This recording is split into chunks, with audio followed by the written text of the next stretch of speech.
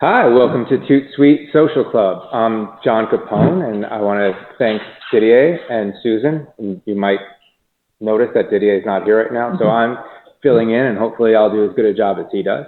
And I'm here with some members of the Napa Valley Vine Trail and the Napa Valley Bike Coalition. We have Chuck McMinn, who's the executive director, founder of the Vine Trail. Shannon Coletto, who is the operations director.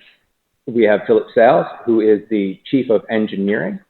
And then we have Mike Costanzo from the Napa Valley Bike Coalition. Now, I want to remind everybody that we do want to hear from you. It shouldn't just be us talking. And if you have questions, you should tweet them at Tout Social. That's T-O-U-T Social. You can send your questions Facebook. You can call me on my cell phone if you have it, and we'll put you on speaker, carrier pigeon, any way you want to participate, but we do want to hear from you. We're doing something a little bit different. You'll notice if you've tuned in a lot before, other times I've been here, we've always had wine in a glass, and we've been tasting and talking about the wines, or maybe eating some cheese. We couldn't fit a lot of bikes on the table, so Chuck McMinn was nice enough to bring some wine from his winery, Vineyard 29. So we'll tell you about that too. But that is actually what his main business is. And could you tell us, Chuck, a little bit about first how the Napa Vine Trail started? So it really got started about 4 years ago. In fact, 4 years ago this Friday. We're having our birthday party to celebrate, but 4 years ago, we officially got started. But for a few months before that, I'd been asking people why we don't have a hiking and biking trail in Napa Valley. Not that I'm a big biker. At the time, I didn't even have a bicycle, but my wife and I enjoy renting bikes whenever we go someplace new and beautiful, and there's not too many places that are more beautiful than this valley. And no one could really answer the question. They all said, that would be great. It'd be fantastic to happen. Of course, it never will happen in this valley because of X. And there was various different reasons about why it wouldn't happen. But the significant ones were that, this is a farming community. The farmers wouldn't let us do it. And so I challenged that assumption. Being a vintner myself that was interested in having this done, and being a member of the Farm Bureau and the grape growers. And so I went to the vintners. They actually asked me to run one of their committees in 2009. I went to the vintners. I said, I'd be happy to do that, but I think we need to take on a new project in the valley for our community, and a vine trail is the project I'd like to take on. And they came back enthusiastically, said yes, and they donated $5,000 to get us started. So they were a founding member. And then I went to the grape growers, and they said the same thing. And then I went to the land trust, and they said the same thing. So you started with the key players who were the reasons why people said it wouldn't happen. Correct. And like you, I came here only 2 years ago, but like you, when I got here, I looked around, and I was absolutely shocked that there wasn't something like a vine trail that didn't already exist for people who were jogging, biking, running, whatever. So can you give us an overview, and maybe Philip also might be able to weigh in on what the scope of the Vine Trail is, and for people that might not be familiar with all the details, exactly what that encompasses? Well, let me talk about the organization, and then I'll let Philip talk about the route and the link. So the Vine Trail Coalition is a nonprofit. We are an independent nonprofit. We're our own 501c3. And on our board, we are open to having any organization join as a board member that represents any constituency in Napa Valley. And so we are up to about 28 different organizations that are now represented on our board, from all of the land interest folks to the environmental folks to the public agencies, commercial interests, health and wellness interests, youth interests. So we have representatives of all those organizations on our board. And the only goal that we share is that we will build a vine trail in the Napa Valley. And Philip can tell you a little bit about kind of the size and the shape of what it is we're trying to do. Yeah, well, it's about 46 miles from Calistoga to Vallejo. It goes through all the cities in the valley, plus town of Vallejo itself. It's 2 counties. It'll connect both the Bay Trail, San Francisco Bay Trail, and the Bay Area Ridge Trail as part of the route. We're using a lot of existing bike paths that already exist, the Crosstown commuter path here in Napa, and the bike path that runs down from the Mola to Kennedy Park. There is also a bike path up in Calistoga that runs down to Gunnerwheel Lane from downtown Calistoga. So we're integrating a lot of that into the route. And that's the good news is we've got a lot of that already on the ground, and it's just simply connecting the gaps. So a lot of the focus we're giving is to look at rights of way and how we can thread this needle down the valley. We did do a study just prior to founding of the Vine Trail Coalition that looked at 3 alternatives. One was looking at Silverado Trail, another was looking at a Central Valley route following the river, and one was following Highway 29. And so we pretty much focused on the 29 because there's more public right-of-way available, and in many places it's an easier way to connect up because we're dealing with fewer landowners, and in one case, the wine train itself being one of the possibilities that we're exploring. And how much is missing to make it complete? And primarily, where are those areas? Well, most of the missing links occur in sort of what we call constrained areas. So there's a section below Beauvais Napa Park coming into St. Helena that's a little bit tricky, but north of Beauvais Napa, Caltrans back in the 1960s bought a lot of right-of-way with a view to putting a major freeway up the valley, which of course is probably not going to happen politically. So that area is fairly easy to put something through. So it's all these little constrained areas. Going through cities is often a bit of a challenge too. St. Helena, a lot of the route is actually going to be on streets, but it'll be wrapping around the town and going through neighborhoods and connecting schools and retail shopping areas. So those are areas where, with the plan, you have to be kind of fluid because they may be moving back and forth. Absolutely. Okay. But the good news is that 75% of the miles can either is built, can be built on public right-of-way, or can be built on private right-of-way, where we've already had folks that say that they're willing to donate that right-of-way, or donate an easement to that right-of-way. So 75% of what we know we can build today, we have the agreement or the right-of-way to do that. Now, I hope that we can step back for just a second. And it might sound like this, this huge endeavor and this monolithic thing, and you said 46 miles head to tail, but it's made up of so many small parts, and I think in many ways those are small rides. So, one trail, 46 miles, but hundreds of rides to the supermarket, hundreds of rides to school. Maybe all of you can address this in your own way or as you see fit. How do you reach the public? How do you tell those stories to the public? I'd like to address that. While you talk, I'll pour a little wine. Okay, sounds good. I'll pass it down. Napa Bike, first of all, is a partner with the Vine Trail Coalition. We sit on each other's boards, and we're absolute allies in making this happen. We think it's the most significant goal, most significant milestone for improving cycling, making cycling safer in Napa County. The way we look at it, the Vine Trail forms the spine of what ultimately will be a pretty comprehensive bicycle network throughout the entire county. It'll unite each of the 5 towns so that it will be feasible for people to elect to not drive a car. They can walk, they can run, as you were talking about. There will be hundreds of trips for locals and visitors alike on this trail. And ultimately, thanks to a recently completed countywide bike plan, there is a vision for an entire network of trails within each of the towns, with those networks being defined by the residents of those towns. And would anyone else like to weigh in on how we're breaking that up in the individual communities and reaching out there? Yeah, so the good news is there's pieces of trail already in existence. And the even better news is that we have a very clear path to being able to connect 60% of the valley's resident population within the next 3 years.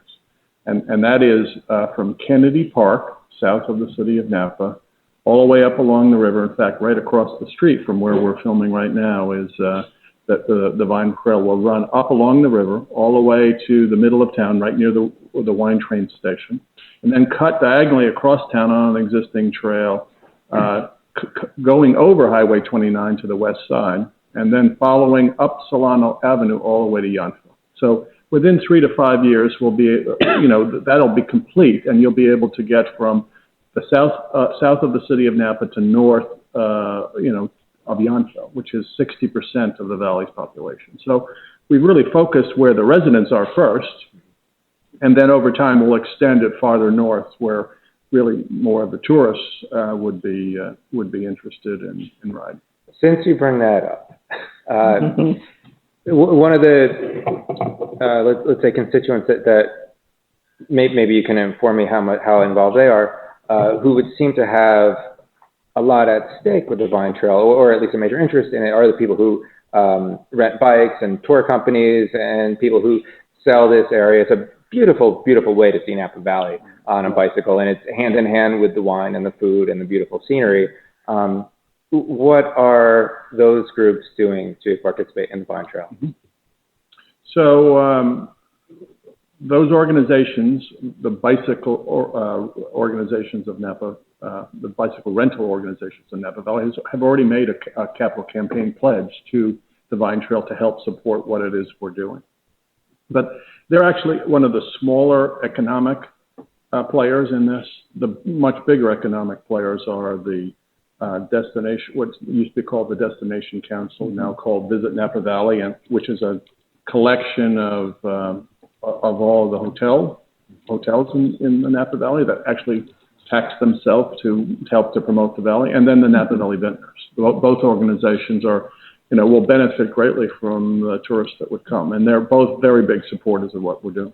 And the hotels, of course, themselves have an interest in it, especially those that advertise that they have bicycles and guests can leave from their properties and explore the valley. Right. And you've gotten nice support from Auberge at Soleil and Solage at Calistoga. Right. Is there anybody else who has been a big supporter of the trail in that regard, in that sphere? So far the biggest is, as you say, the Auberge properties, which is Auberge, Calistoga Ranch, and Solage. But it's a little, I can't quite announce yet, but there are certainly lots of others that are following, and that we will see a major level of support from that industry. One of the really great stories about the Vine Trail is the economic return that's forecast.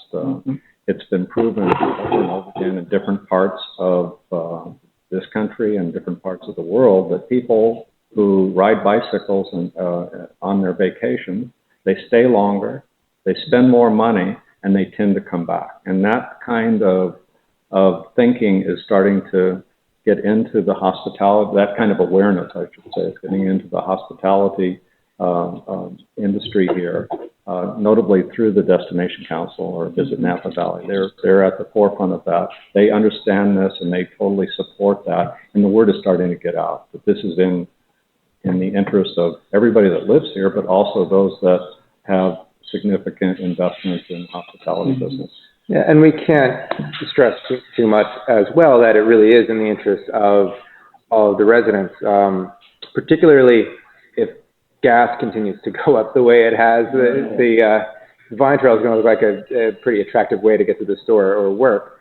But there is an undercurrent here of sort of motorists and cars versus bikes, and it seems really strange because this isn't Brooklyn, it's not San Francisco, it's not Portland. Everybody sitting here now is a driver, and so we have interest in minimizing traffic and having great roads and in having safe cycling paths. So where do you think that sort of divergence, that animosity comes from? Like, what drives that? Like, there's some people that will just be negative about installing something that's indecisive. Part of that is the mode shift that is going to happen. Getting people like me out on a bicycle or out walking. Right now, I love to ride a bicycle, but there's no way I'm secure enough to take my life in my hands and get out on Highway 29 and ride in the narrow bike lane or on Silverado Trail with the cars speeding by me. I need the safety and car-free area that the Vine Trail will offer, and I'll be out there. And I'm the vast majority. The adventure cyclists, or people who feel really competent to get out and ride in bike lanes and along highways, it's between 2 and 6%, depending on how you define that. And so there's another 60% of the American population that would love to get out on the trails and use their bikes in town for doing those 2 and 3 mile trips and running errands, and so for fitness and for practicality as well. Yeah, I've time and again had not even casual cyclists. I mean, accomplished cyclists tell me that they won't touch it. Yeah. They will not get on their bike here. They'll go drive their bike somewhere else. Well, this actually came about chiming in. I think she wants to ask a question. You might want to let her know. Karen, if you have a question, let us know. Karen, are you there? Yeah, I'm here. Karen's a Vine Trail fan. Karen, did you want to ask something? Yes, I was just wondering, when was the anticipated date? I know you mentioned this, and it's in the future, but connecting to, as you say, up Valley North, to St. Helena, and then to Calistoga. So I think do you have any projections at all about those dates? Yes, so I think actually the limiting factor in how fast we build the Vine Trail is not going to be how quickly we get the rights of way or the agreements with the landowners, although that is a significant hurdle. The biggest hurdle is how quickly we can raise the state and federal money to match our local donations. That typically the way trails are built, 3/4 of the money comes from state and federal programs that take money through gas taxes and make it available for building these kinds of trails. And the other 1/4 comes from philanthropy or local taxes. So we believe we can get our 1/4 of the money through philanthropy and local taxes, mostly philanthropy, although there is a measure on the ballot, Measure T, that would help us. And if you want to talk about that, we can. But the other 3/4 of the money is really limited by how fast we can get the state and federal government to move. And at the current rate in which we're raising the money, it will take us about 13 years just to raise the money from the state and the feds to do this. And it's often looking for a little project, which is a local small project, which fits the bill. We just applied for a grant recently for a bridge over Telekay Creek, which will connect a piece of the river trail that goes down to Kennedy Park to 3rd Street in Napa. And it's a small project. It's less than $500,000, but it's something that will make a big impact. So we're always looking for those sort of opportunities. It's not just the huge multi-million-dollar projects that we're looking at. And that bridge, that permit was in fact granted? And that's something that... So this is hot off the presses. This is brand new.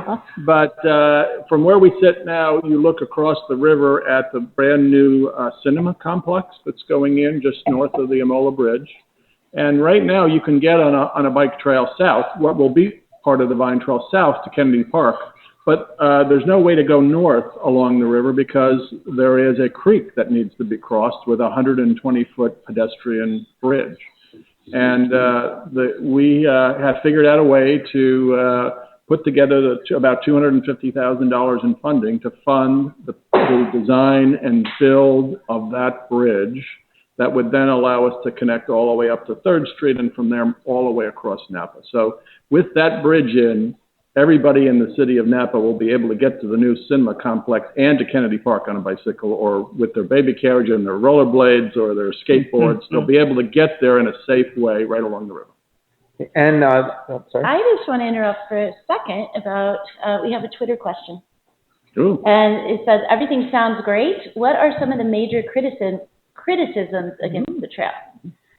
And can you elaborate on that? So actually what has been pleasantly surprising to me is that there is very few criticisms, that there is no organization in Napa Valley that as an organization is against what we're doing. And as I said, there's 28 different organizations that are on our board. Now, individual landowners who may have a concern about whether we will cross their property without their permission. And the answer to that is absolutely not. That we have 5 guiding principles on how we operate as a nonprofit, and the number 1 on that list is that we will only accept voluntary easements from landowners where we have to cross private land. And so that's typically brought up as an issue, but we can dismiss that right away because we're not interested in imposing that on the community. And I would say that after that, the second biggest issue from a private landowner is, if I donate this easement to the Vine Trail, what happens if somebody gets hurt? Do I get sued? And there's very real potential financial implications. But the good news there is that for about 40 years now, the state of California has had a law in effect that specifically excludes all liability for a landowner who donates an easement for public recreational purposes.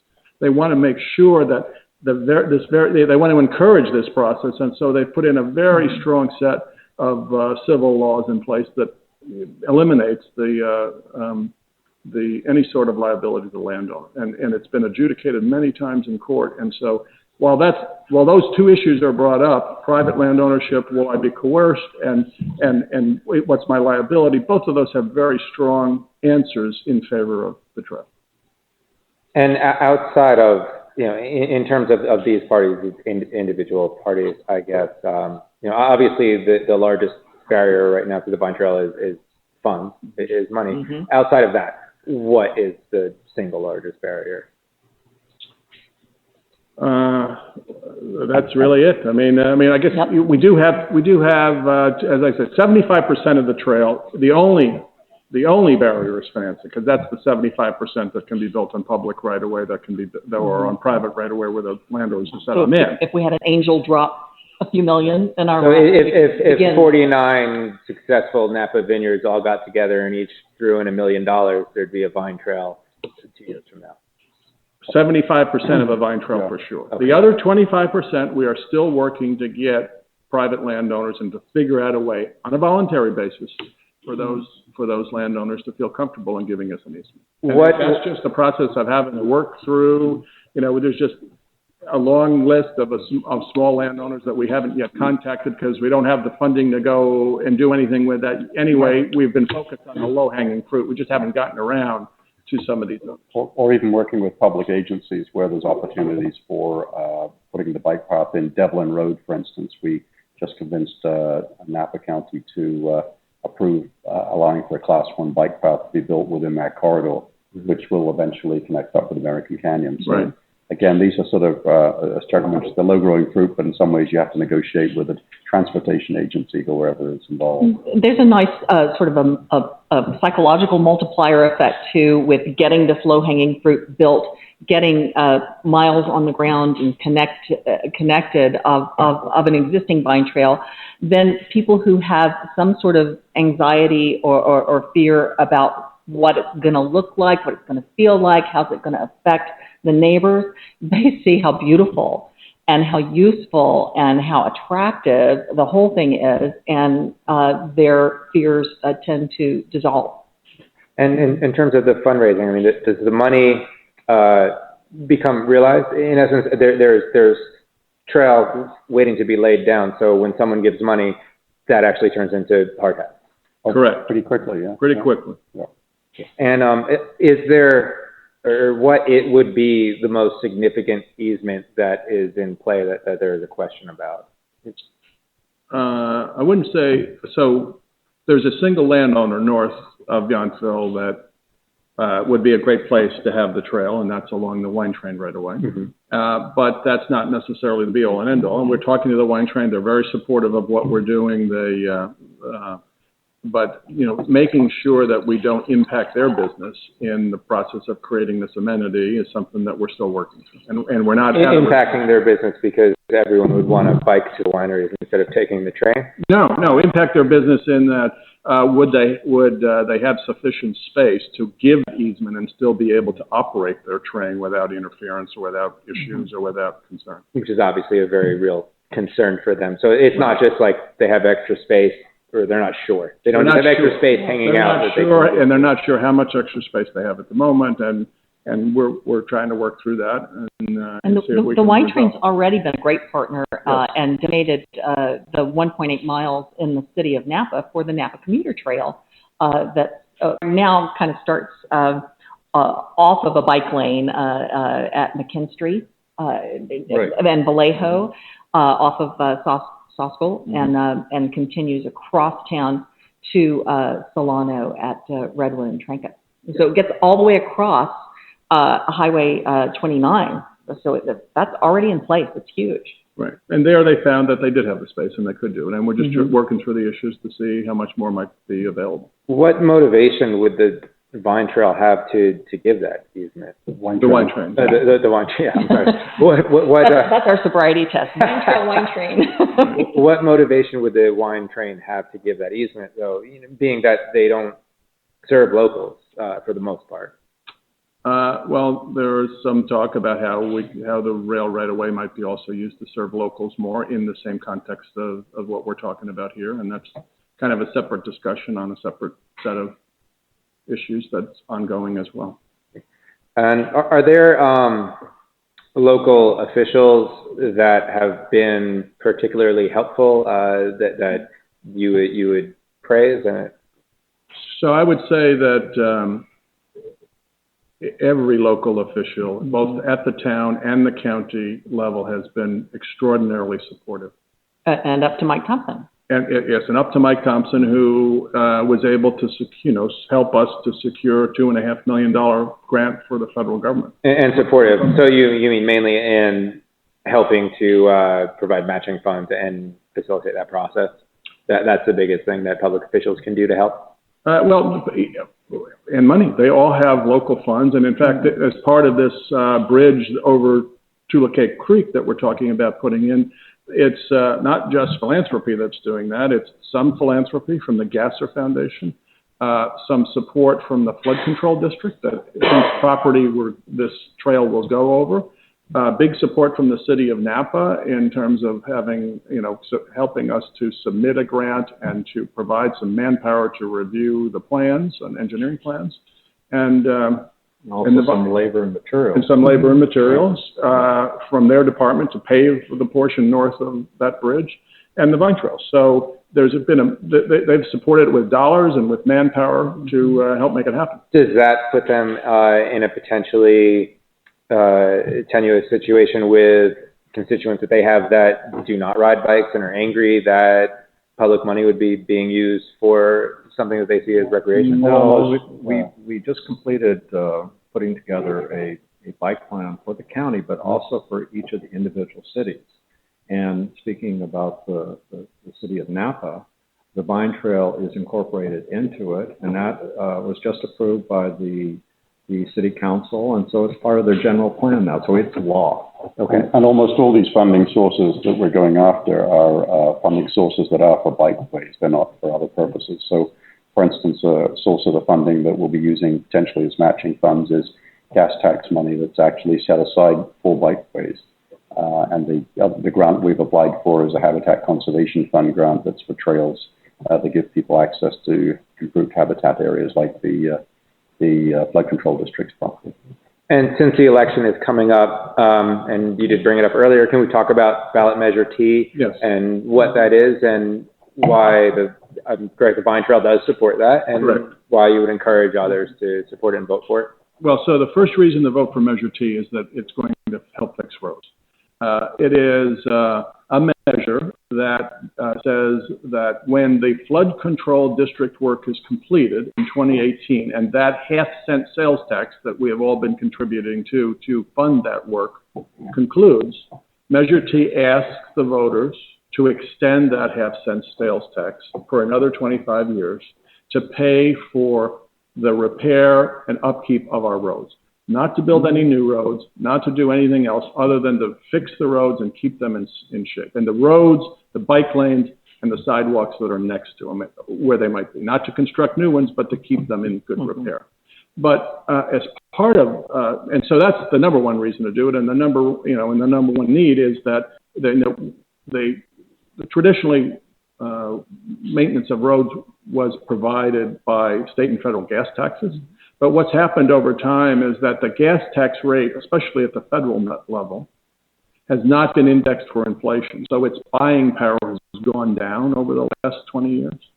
And then secondarily, we're all driving cars that are far more fuel efficient. And so our wear and tear per gallon of gas is higher. And so for both factors have caused a lot of communities around California and the United States to have trouble maintaining their roads just off their gas tax. So many communities have put in place a local, what's called a self-help tax for road maintenance. And in the entire 9 Bay Area counties, there's only 2 counties that don't do that, and Napa is one of them. So this tax will just kind of give us about $300 million of funding over the next 25 years, which is half of what they really need to repair the roads.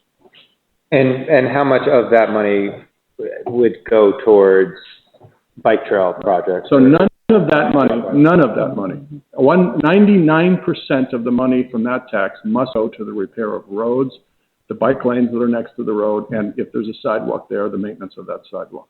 1% would go for maximum administrative costs. But what all the communities have said is, look, if we get money out of Measure T to do this road repair, some of the money from all other sources that we, in our general fund, have been forced to contribute to road repair because it's such a desperate need, could be used to help upgrade other facilities in the county, one of which might be hiking and biking trails. And so those organizations have said, yes, if we do get this incremental funding through Measure T, we will take an amount that corresponds to about 6.75%, of that gross amount that we're getting from another place, and we'll put that back into building new infrastructure for hiking and biking trails in the valley. So it's in the hope that some of that pothole money gets siphoned towards hiking and biking infrastructure. No, so it's the new money that is raised goes totally for road repair, but some of the old money that had to have been, it has been siphoned away actually from hiking and biking and every other source to try to keep the roads in place will be returned to them.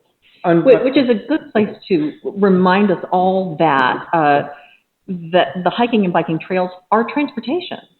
That's why it's funded by transportation monies. It's not because transportation monies only ought to go for cars and trucks. There's a real need and a legitimate need for funding to go for hiking and biking trails because they are also transportation. Unfortunately, it does seem to not have been on Caltrans' radar in a lot of ways. I mean, there's been work done on Silverado Trail very recently, and hopefully it's been fixed. Someone call in and tell us if it has or hasn't, if you can.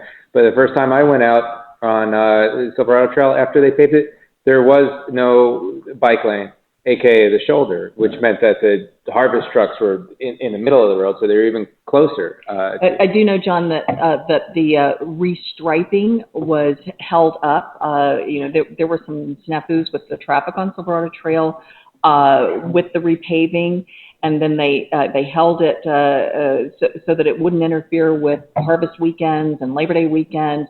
And then the contractors had trouble with their restriping machine, so perhaps you were on the road before they finished the restriping. And then a larger issue in my mind, and with St. Helena at least, is the work that's being done on 29 to bury the power lines, which would significantly widen the road. It seems like there's, or I haven't seen it, maybe it's in a plan somewhere, there's not a lot of thought given to what's going to happen with the bikes. I mean, I think it says something big like improvement for bike lane. Actually, there is a real dangerous part of that road that's going to be fixed as a consequence of the panelization, and that's the Whitehall Lane train track. There's going to be realigned. And Napa Bike has been at the forefront of helping bring awareness at the county and state level of how dangerous that intersection is and getting attention from Caltrans. Well, actually, Diane Dillon deserves credit for waking up Caltrans on the 28-year-old project that's been lying idle. She did it when she saw all of the signatures on petitions that we put in front of her, and she said, I had no idea. So she got on it, and we are all going to benefit from it. Mm-hmm. But ideally, the Vine Trail will go up on the east side of the railroad tracks, on the east side of all that channelization, or on the west side of the railroad tracks when the railroad tracks are on the west side of the road. So to keep the bikes separated from the traffic by the full width of the railroad right away. Right, because right now there will be no separation, so even any improvement. There will be a bike lane as good as the bike lane is now and no better. Right, so. And Caltrans definitions for the state route, Highway 29, those are not officially bike lanes. Right. Even though. What does it mean officially? You know, I mean, there's some somewhere. I mean, there's even when there was construction, they had a cone up that said bike lane closed. So, that's within the city limits.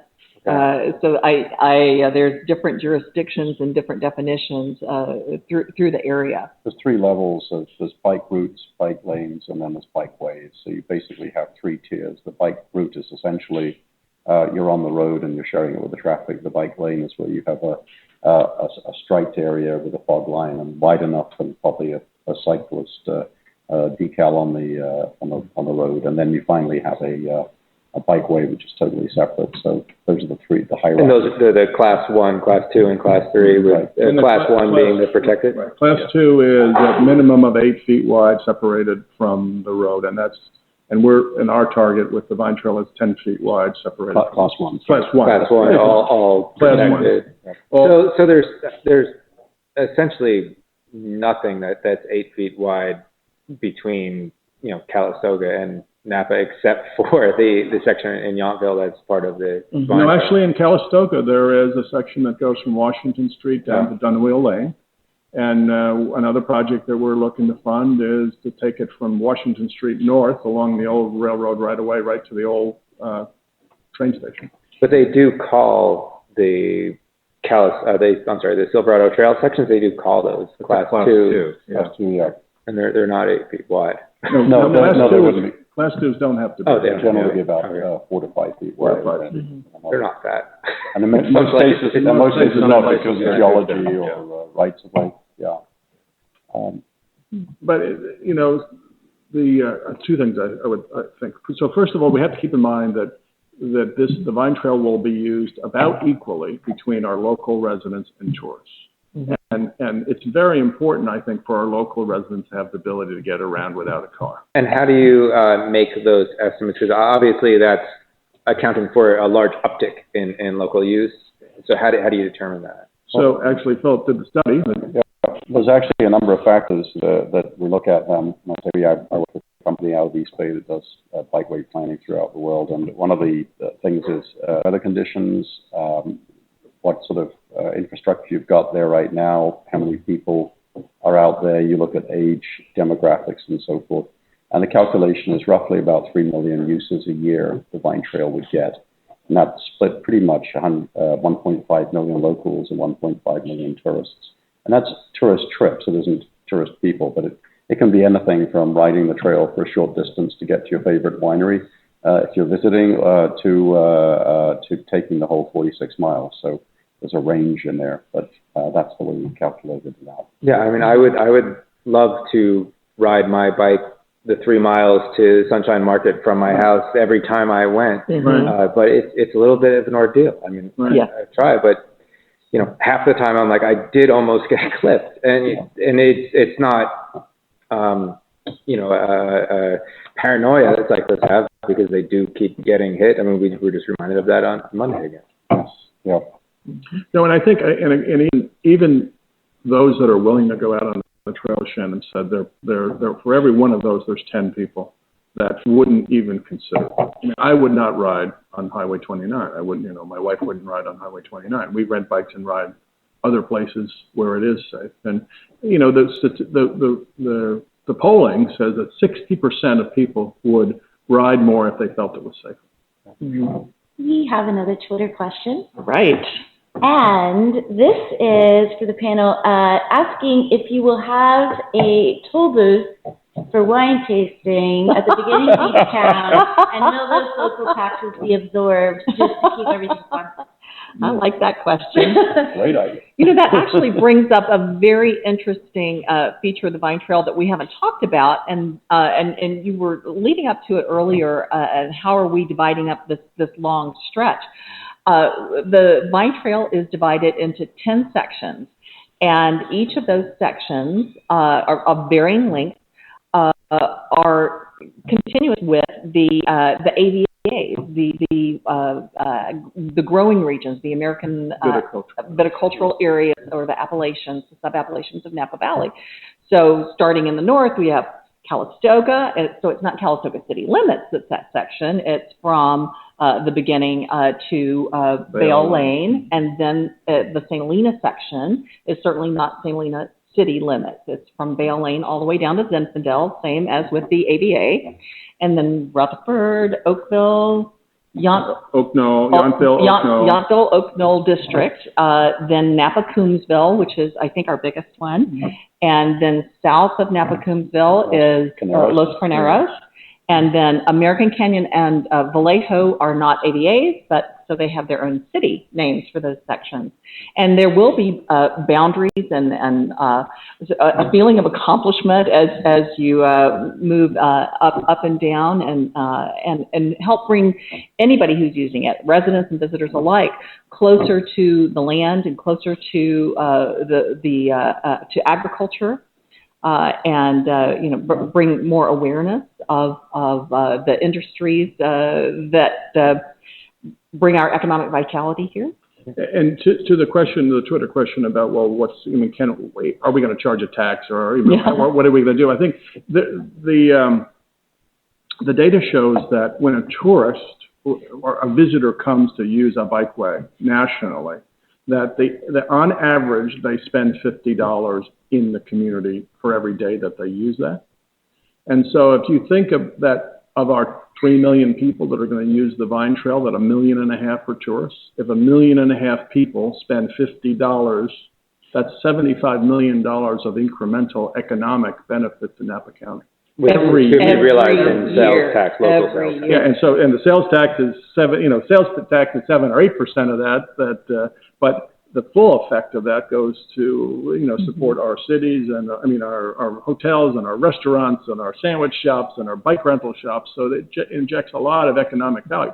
When you consider that the entire trail can be built one time for $50 million, and we can get $75 million of economic benefit every year after that. It's for 100 years. It's a pretty costly. And I know that $50 million will be privately funded. So of the $50 million, we believe that we're out to raise 25% of that, or $12.5 million philanthropically in our community, and the other 37.5, the other 3/4 is available through various funding sources at the state and federal government level. That's kind of, maybe it's a little bit more than that, maybe it's a little bit less than that, but that's the goal. Is there a section that is particularly problematic from an engineering standpoint that will be more costly than others? Yeah, there's several, actually. Are there any that are particularly noteworthy that you point out? We have one that is going to be in Vallejo because we need to connect where Highway 29, Highway 37, the overpass there. We want to connect up to part of the existing Bay Trail, and so we need to figure out a way to get through that intersection and then head west towards Mare Island and then pick up, because we're going to end up at the ferry terminal down there. And so you're talking about like bike bridges over the... Bike bridges and then possibly tunnels and, in places we may have... And of course, whenever you get into wetland areas, there's all sorts of regulatory issues you have to get into. But that's a little tricky. Other areas, there's been already some studies done how to connect Napa down to American Canyon through the Bay Trail, so we're paralleling some of the work that's already being done and using some of those studies. That's why this. And you're coming closer to the town centers where people would need to get. Yeah, that's the big distinction. The Bay Trail pretty much is following the river and the bay. Which is a pretty scenic route, exactly. But the Vine Trail is more about the transportation to the town center. Very local serving. We wanted to go through the population centers, not on the edge of the population. Connecting schools and connecting retail areas. And if you think about it, the route along Highway 29 is all about going through the city centers, whether it's Calistoga or St. Helena or Yountville. And it's pretty unavoidable when you're in the valley. That's true. Well, that was one of the reasons that the Silverado option wasn't really favored, because essentially it ignored all the up valley cities. So that's why. I also wanted to stop, and I wanted to completely endorse what Shannon had been saying about biking through the AVAs. You really understand them in a new and different way when you bike from, Stag's Leap through Oak Knoll than driving through. Just over a minute when you drive through. You bike through, look down the roads, you see foxes and all other things. It's the best way to see it, whether you live here or you're a tourist. And we do want the trail to just not be a means to an end either. We want it to be an experience along the way. So we're going to have a lot of educational information and signage along the way that introduces people to the AVAs and tells them about what grapes are growing here and why do grapes grow in Napa Valley better than they grow anyplace else in the world. And we look to all of you, and I think Napa Bike to a great extent for leadership in the community. And the Napa Bike Fest did a really good job of this in terms of making every cyclist a bicycle ambassador, to negate the effect of the people that want to grumble that cyclists are a nuisance, because there are cyclists that aren't responsible. It's true. So something like the Kiddicle Mass, I thought was really brilliant, because it wasn't adversarial, and it showed who a large portion of the people who would be using something like this are, and it would be children, because nobody in their right mind would put their 7-year-old on 29. Yeah. So that's actually the unofficial design spec for the Vine Trail is we know it's good enough when you'd let your 10-year-old ride 100 yards in front of you. So I mean, it's easy for me, I'm an angry journalist, so if somebody spouts off and they are complaining about reckless cyclists, I'll yell at them, or I'll yell at a cyclist who's salmon, going the wrong way on a bike trail. But how do you deal with it at a more respected level? Well, what we have recognized is that there's a real need to humanize cyclists for everybody who's sitting in the car. And we have a program that we talked to Bill Dodd about, and we've also talked to some private funders, which is based on a program in Marin County that sought to show that cyclists are parents, that cyclists have jobs, that cyclists are your neighbors, and they aren't some being that dropped in from another planet. Wearing lycra. Right, and so it's... Well, they look like it sometimes. Yeah, they look like it sometimes, but they are you, they are me, and a lot of people don't realize that. So we are pretty sure that we'll be able to put together the funding necessary to put out a very public campaign, wrapping buses, big billboards under the umbrella called Be Bright.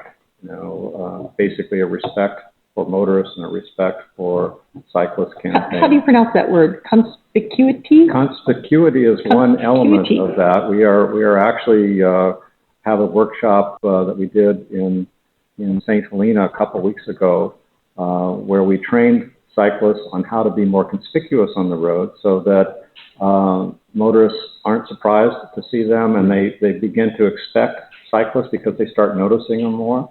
In these days of distracted driving, for all kinds of reasons, we believe that we have to take a tip from very experienced cyclists who make long-distance trips, and they have learned that they need to have daytime running lights front and rear, that they need to wear clothing that isn't necessarily chic-looking, and maybe they look like a clown, but they'll be a live clown at the end of the day.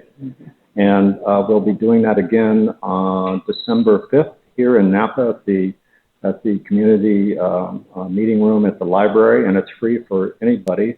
So anybody that would like to learn how to be seen more readily, daytime, all nighttime, ages, Mike? All ages are welcome at this. The other thing that I'd say too is that we focus a lot on the bicycle aspect of this, but the Vine Trail is about hiking and walking and strollers and baby carriages, and you only have to look at what happens along the river trail here in Napa, what happens even on the 1 mile in Yountville. If you just observe who's on that trail, it's only about 50% hikers and 50% bikers, and the other 50% are veterans home folks in Yountville or kids down in Napa on the way to school, and that that really having a segregated trail is, while it does facilitate bike commuting, it also facilitates normal people getting out in their community to just do a 1 mile hike and get some exercise.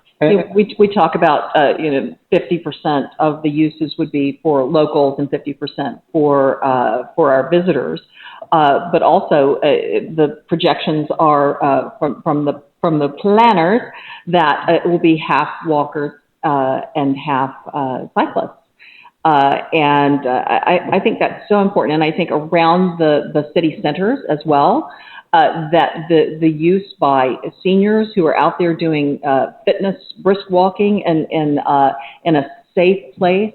There's just tremendous opportunity in the Vine Trail for bringing in many underserved communities, the seniors, the children who have no way to get to a park, even, to have this sort of access for from just getting out there and moving and getting outside, that nature deficit syndrome.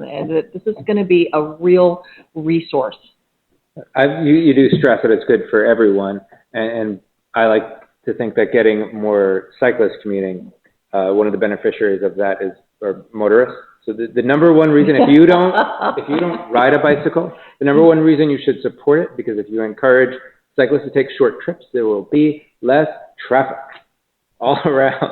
And keep in mind, we cyclists get stuck in traffic in our cars too. And if you are in traffic, you are traffic. So don't curse the other guys, but maybe just wish that he would get on his bicycle and ride to the store. Is there any kind of real study done, though, as to the effect that something like that would have on traffic? Of mode shift, absolutely. Yeah, there's several studies.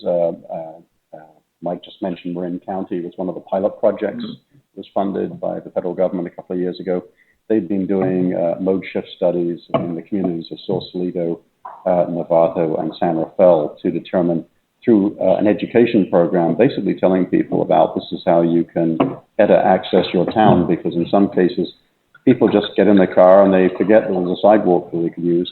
But this sort of, providing maps, providing education, and they're doing a follow-up study every few years. It's required by the federal grant. So there are studies doing that. And I can speak from personal experience as involved in a project over between Santa Rosa and the Russian River we did a few years ago, starting in the 1990s. That project now is very heavily used, and it basically connects Sebastopol with Santa Rosa with the Joe Rodota? The Joe Rodota and West County Trail, which is 12 and a half miles. It's about a quarter of what the Vine Trail will be, but there's a huge amount of the bicycle traffic, and it allows people to walk it to places they hadn't thought of walking to before. So one of the reasons I got involved in this business, I just love that project so much. I'm out in the public a lot with tabling at events. I talk to teachers. I talk to there's nobody that's not excited about how they would use the Vine Trail if it were built. And teachers especially would love to have the chance to take their classes out and explore. We'll have the interpretive signage telling the history. We'll have public art. I mean, it's an amazing cultural connector, and it will help people who live in Napa feel connected to people who are up valley or further down valley. We'll see this. They used to call it the string of pearls, the individual cities, and they used to compete against each other like rivals at a football game. And now there's so much cooperation now, and the Vine Trail is a beautiful symbol of that sort of connection. You mean Yountville's not going to have a wine wave now of its own? We hadn't, you had brought up, we have another question from... We have two. I'm ready. Come on, bring them on. So I'm going to try to shotgun them to you. So one of them is, this all sounds great, but what can the community do to help? And the second one is, what is your best estimate of cyclists in the valley every year, and how many more do you expect the trail would bring? Gosh, I don't have that number memorized at this point, but I can certainly try to figure it out.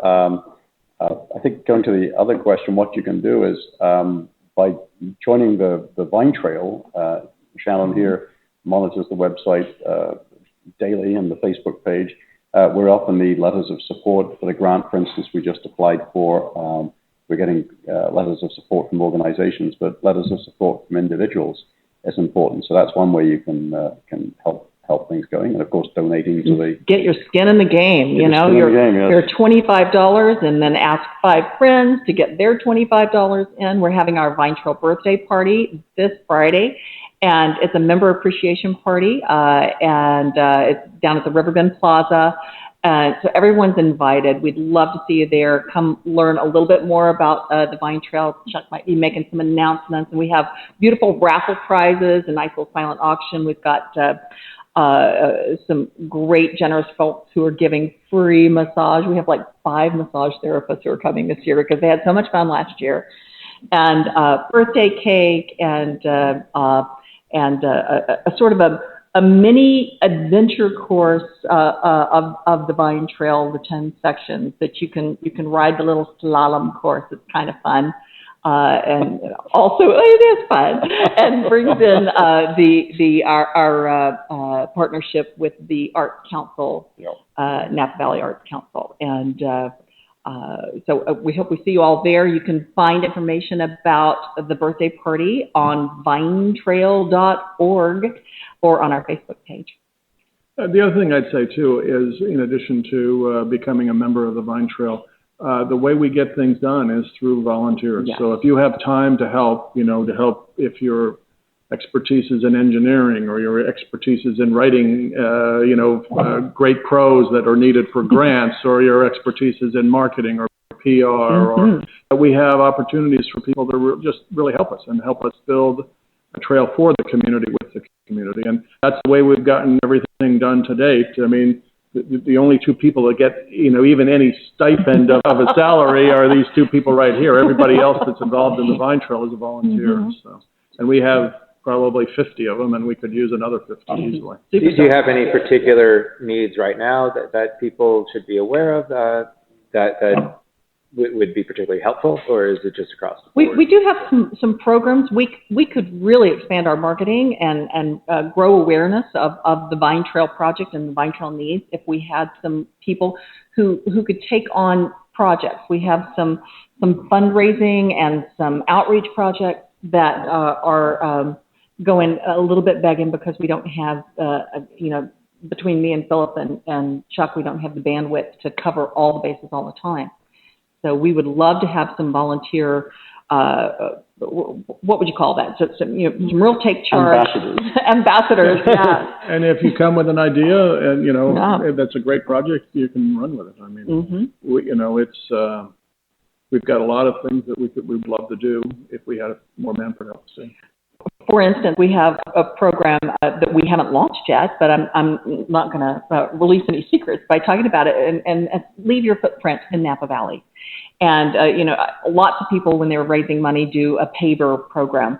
So this is our style of paver, which combines a very artistic paver that's a real footprint, and around our rest stop areas, we'll have these pavers arranged, and you can the idea is that you can choose where you put the paver and actually have it GPS located. So if you're in Cleveland and you were here on your honeymoon and you bought one of these footprints, you have bragging rights for that. You have this little piece of Napa Valley, and that looks like an actual footprint. Yeah, it looks like it. You've left your footprint in Napa Valley. Like a little cleat footprint, a little vibrant soul. Yeah.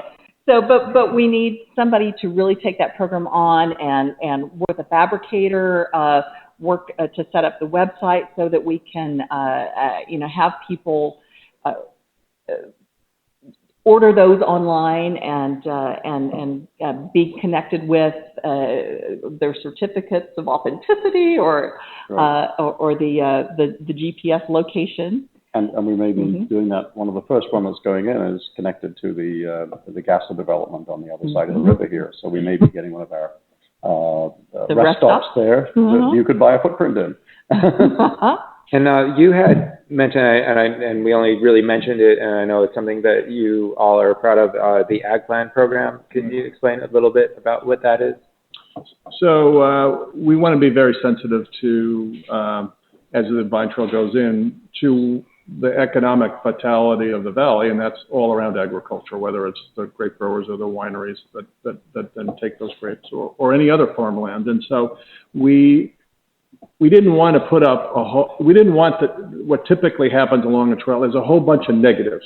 Don't do this, don't trespass, teach you to do this, don't do this, don't do that. And so we said, can we make it a more positive experience? And so we created a program together with all of the land organizations in the valley called Ag Respect, where it's AG and then RESPECT down is each one has an acronym for something positive to do, like respect the landowner's rights, or transport out all your trash, or other aspects that can be said in a nice way, but it becomes a symbol for these are our neighbors. Be aware of what you're doing. Don't enter a vineyard because you can be transporting in non-native species that will affect the growth of those vines. People don't necessarily internalize and understand that. And that's residents and visitors alike don't. And so this would be really signage that would appear and be explained at all rest stops, but be kind of signs that can be kind of boundary markers along the edge of the trail to differentiate the public from the private. A program not unlike any park would have. It's just a very narrow, long park. Correct. It is.